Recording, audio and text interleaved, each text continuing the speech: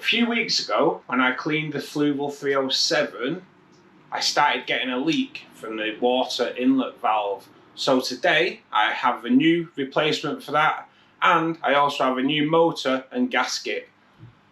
So let's get that swapped over.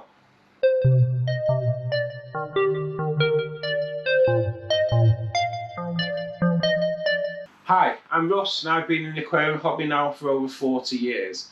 Now, changing a water inlet valve on a cannister filter should be pretty easy, but not when it's attached to the Fluval Roma. Now, the filter is attached to the bottom of the tank. So today, I'm going to have to drop the water level by at least 2/3, so it's lower than the water inlet pipe, do the maintenance, and then replace the water slowly as not to shock the fish.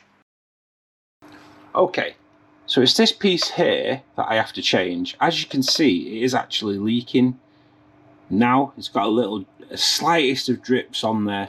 So it's this piece that I have to change over today.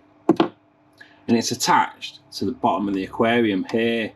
It's a great design because you don't see any pipes. But when you have a job like this to do, it ends up being a really big job.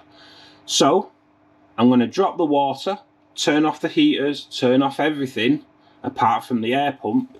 So let's do it. Okay, so we'll start by extracting the water. It's going to have to come down to around about this level here. So it's actually lower than the inlet pipe. So that's going to take a few minutes. So we'll whip onto time lapse.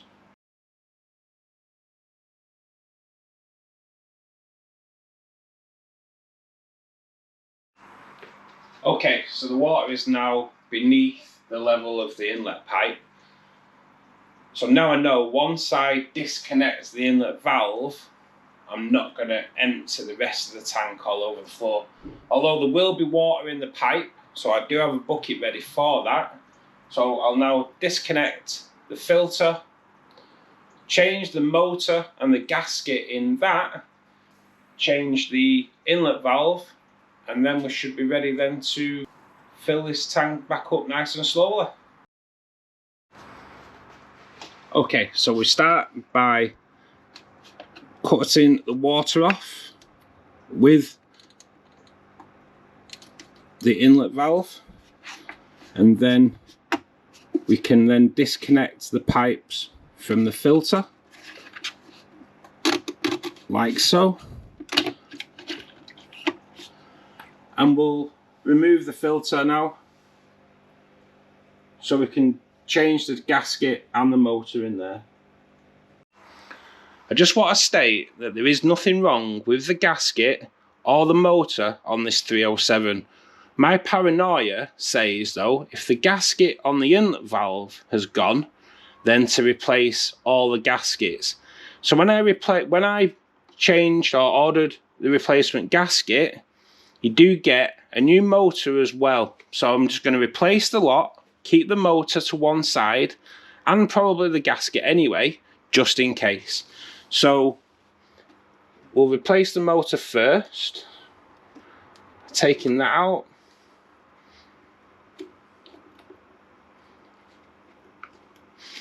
We will give it a bit of a clean in there as well. Take that out. I'll give it a bit of a clean up in there with some cotton buds.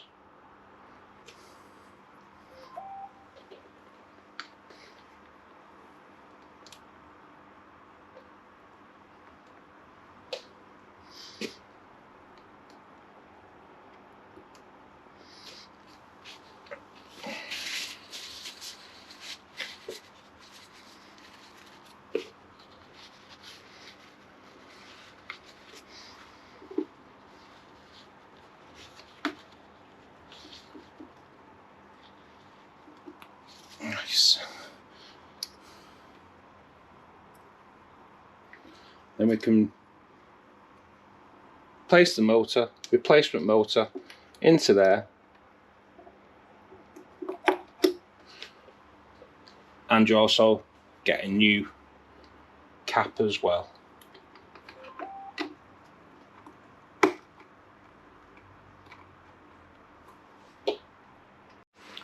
So next time we replace the gasket. So we'll just remove that out of there. You know, it does look in great condition. It does look in great condition, but I am paranoid. So the new gasket is greased.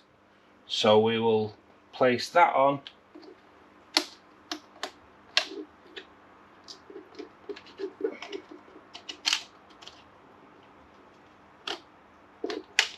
Into there. And that should be it.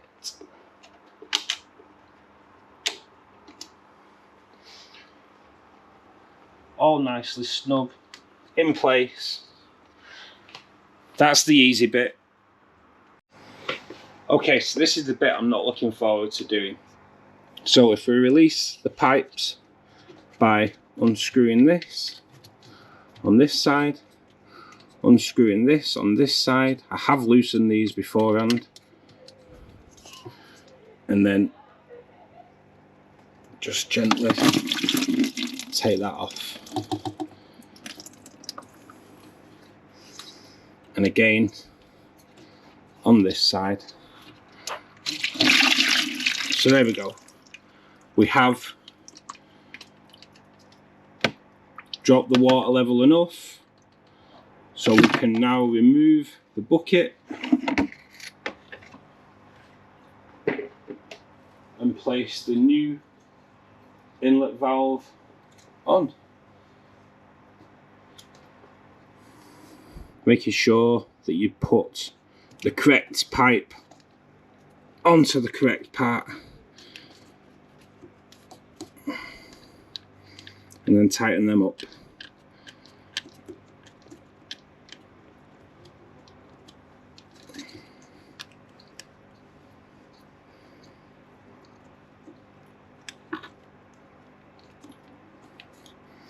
Nice and tightly. Okay, so the filter's in place. Now it's a case of replacing this valve, getting that into there. As I say, this is squeaky bum time for me. I do not want any leaks. So I have completely dried the filter so I can see if there's any leaks as soon as water starts entering the canister itself. It's just clicked into place and we can release the water inlet valve. This is one on that gave me the problem. So now we'll start putting some water in there so it fills the canister up again, and then we'll be able to check to see if there's any leaks before we put any more water in. Okay, so the water is now over the inlet pipe and it's running. It's actually taking water out the tank and pumping it back in. So far so good, no leaks. So I'm quite confident that we can now fill this aquarium back with water nice and slowly. So water's now pumping in. I have dechlorinated the water already. I do add buffers to this water because I have very soft water. So the buffers go in. I'm going to reposition the heaters so I can get the heaters back on straight away so it can start heating the water as we go along. So there we go, we'll put it back on time lapse.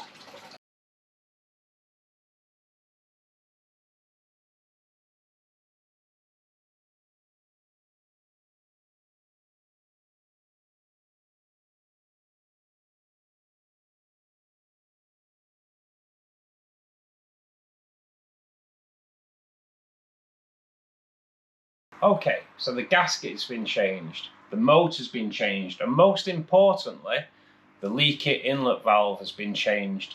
And touch wood, we have no leaks. I've also added some beneficial bacteria as I've filled the water, I've actually been able to maintain the temperature at between 70 and 72, so that's great. The fish are all happy. I will not feed this tank tonight though, because they've had enough of a shock today. But if you do want to know more about feeding rainbow fish a healthy, nutritious diet, then watch this video next, and I'll see you there. Take care.